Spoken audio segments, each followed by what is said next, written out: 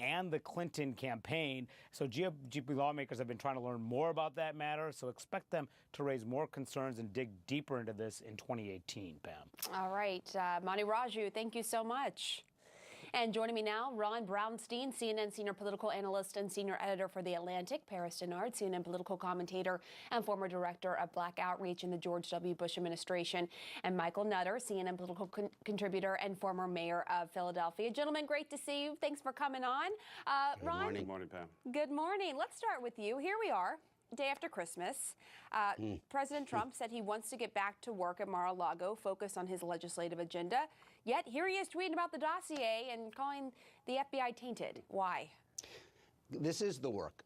Look, I have felt for many months that for his portion of the presidency, his conception of the presidency is to wage these personal and political conflicts against an unending series of targets. That, I think, is what he delivers above all to his base, the sense that he is fighting against all of these forces, that he is trying to convince them are holding them down, whether it's cultural elites, coastal elites, the media, forces inside of government. I mean, this is the fight. And the paradox here is that for the broader electorate, I think this is the biggest problem that he faces. I mean, why is his approval rating stuck below 40% with the economy doing so well? It is largely because of the way he comports himself as president and this sense of perpetual conflict. I talked to one strategist in Alabama who was talking about how important it was for Doug Jones to play off of that idea, that he would be someone who would work together. And I think Republicans on the Hill who are trying to look away from this behavior are really walking into a dark alley in terms of what voters are looking for in 2018.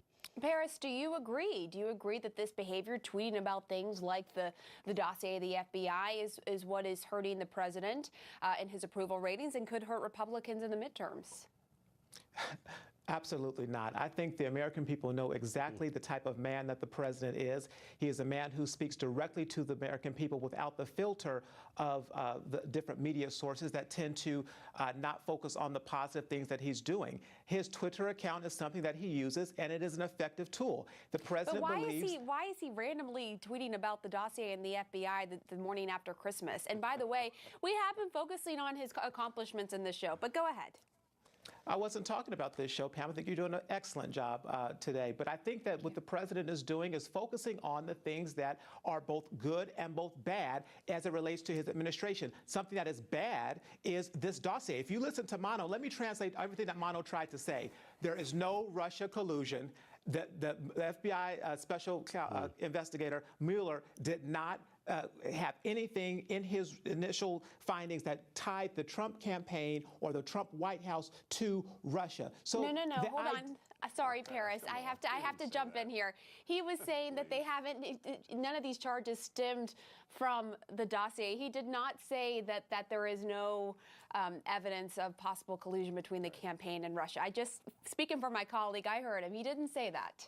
Well, I'll say it, and I'll also go on to say that in this country, you're innocent until proven guilty. But if you look at the media, and if you look at what liberals are trying to do, they're trying to say the president, the White House, and the Trump campaign are guilty of nothing. You are innocent. There have been no charges, no charges, no proof, no evidence of any collusion. And that is what the president is frustrated with, especially when you see some of the things that are coming out from these FBI investigators. Some have tweeted things that have been anti-Trump. Some have been major donors to the Clinton campaign. And the fact that you see some of these emails that have been received that weren't done in a proper channel. And so the president is right to go ahead and put this on the forefront of the American people, that he believes that this is a distraction, not just to the president, but to the American people. We should move forward and look to the things that are really going on with respect to Russia, because we're trying to say that the Trump campaign had something to do with colluding with Russia, rather than focusing on, let's say, was there any collusion between the Democrats? Was there any collusion between the Clinton campaign? But we don't want to focus on that. So the president is right to focus on, at times, the issue that he brings up with Russia. We can just tell you that Special Counsel Mueller's investigation is focused on many aspects, but also whether the Russians in the Trump campaign, whether there was any coordination. But do you think that, Mayor Nutter, he has a point here that some of these, texts from the FBI agents showing political bias and donations to Democratic parties is tainting the Russia investigation? Does Paris have a point? No, he doesn't. And other than his blood pressure being up this morning, you know, I mean, that's straight out of the usual talking My points. blood pressure is just fine, Mayor. Is that, hey, Paris, happy My blood holidays to pressure's you, fine. and let me finish. Merry Christmas. Let me Merry finish. Christmas to you. Yeah. Finish, but don't talk Happy about my holidays to health. everyone. My blood Can I- pressure is fine. Okay, go Finish ahead. your point. Calm down, brother. First of all, Don't 4 people bother have been calm indicted. down me. First of all, don't talk about somebody's health. My blood pressure is not high. Finish your point Okay. if you have one. Okay, Mayor Nutter, let's focus on the point you're trying to make here. Sure. He doesn't Yeah. have one. let's listen. 4 people have been indicted. One was the National Security Director. One was the campaign chairman for a variety of things. That's one. Special Counsel Mueller's investigation is nowhere near over and continues on its proper course. Third, the president, as usual, in his unfocused and undisciplined way, is still obsessed about things that took place in the past. And one might say, as usual, he doth protest too much. So, you know, the bottom line is he has the lowest approval rating of anyone in modern times. At some point, he'll actually accept that he did win the election. He has to govern and not just talk to the people who like him. And so that's what really governing is all about. That's what happens after you get elected, not staying focused on battling every old fight from a year or 2 ago, and that's why his approval rating is in the dump. All right, I want to talk about another tweet this morning from the president, Ron. He tweeted about health care, saying based on the fact that the very unfair and unpopular individual mandate has been terminated as part of our tax cut bill, which essentially repeals over time Obamacare, the Democrats and Republicans will eventually come together and develop a great new health care plan. But Ron, Mitch McConnell told NPR that the Senate will be moving on from repealing Obamacare. Let's listen to what he said. We obviously were unable to completely repeal and replace with a 52-48 Senate. We'll have to take a look at what that looks like with a 51-49 Senate, but I think we'll probably move on to other issues. So where does the Obamacare fight go from here, Ron? Well, first of all, there are 2 great ironies in that tweet. I don't think people remember, but in 2008, President Obama, as a candidate, maybe Mayor Nutter remembers, ran against the individual mandate. Hillary Clinton was the one who supported it. He believed it was not necessary to make the health care system work, that people would come in just from the carrot, in effect, the subsidies. But he was convinced that ultimately you needed the individual mandate to bring in younger, healthier people who are on the margin about whether to buy health insurance. And that's the second big irony in what the president is tweeting. By removing the mandate, the big losers in that are older people with greater health needs who need more younger people in the system to keep down the overall premium. So what's the irony there? Well, right now, younger people vote predominantly Democratic, those who are going to be relieved of the mandate here. A majority of Donald Trump's votes came from whites over 45. 60% of whites over 45 voted for Donald Trump, particularly when you get those interior Midwestern states that decided the election. Many of the people who will be hurt by the higher premiums that will come from withdrawing the individual mandate are Donald Trump voters. They are the people who put him into office. It is unlikely, I think, that they can go back at Obamacare, because really what's left are the subsidies, the insurance mandates, and the Medicaid expansion. And all of those proved very politically difficult to remove. The last one in particular because so many Republican governors rallied behind it. So we are left with this kind of very strange set of policies now where the administration is and the Republican Congress has taken out a pin, no doubt, from Obamacare, but one that may largely hurt their own voters. And of course, everything they do in the year ahead.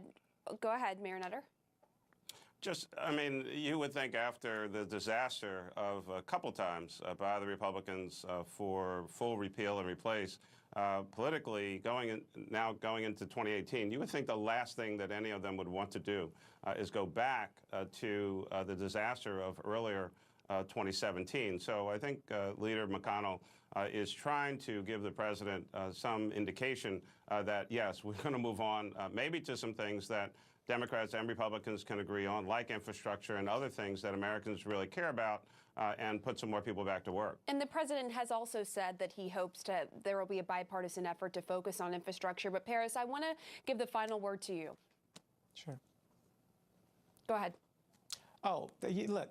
The president is going to do something that is positive for the American people. When you look at repealing Obamacare, he wants to do this because he campaigned on it, but he knows at the end of the day that it's a bad policy and it's going to hurt more people in the long run than it is going to help. And so the reason why he wants to have it done is because there are parts of it that are bad. Now, there are also parts in it that are beneficial to people, like the pre-existing condition, which he would not take out. But we've got to get to the bottom of this. And for the Senate, you know, at the end of the day, the Senate failed to act. The House acted. They repealed it. It got to the Senate, and they failed to act. Now, the Senate has got to do something for the American people that is going to make a difference, especially with Obamacare. And so the fact that the Senate Majority Leader is saying this is not surprising, because they didn't have the will to do the right thing from the beginning. But to go back and to improve and make something better, a disastrous plan, which is Obamacare, is not a bad thing. It's a good thing.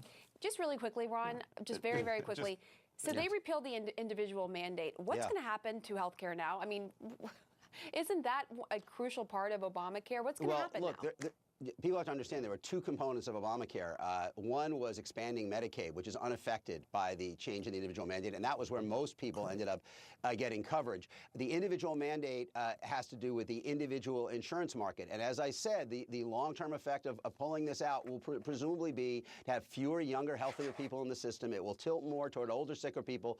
Premiums will go up in that individual market. And the paradox is that it will go up for older people with more health needs who tend to be Republican voters, particularly in the states that decided the election. And that's where we will be a year from now, heading into the 2018 election. Republicans in Congress will be dealing with big premium increases in states that will be critical battlegrounds in the 2018 election. So it's, you know, this is the bed they have chosen to make. We got to wrap up. But it is worth noting, though, that enrollment is still high in Obamacare. I think it was something like 8.8 million almost 9 million. Almost 9 million with even a more limited time frame to enroll. Okay, thank you all. And premiums Ron, are still Paris, going up. Paris, well, Ron hit on that. Ron, Paris, Michael, thank you all. Thank you. Got to wrap it there. Thanks, Cameron. Ready to mediate now. Russia says it wants to help de-escalate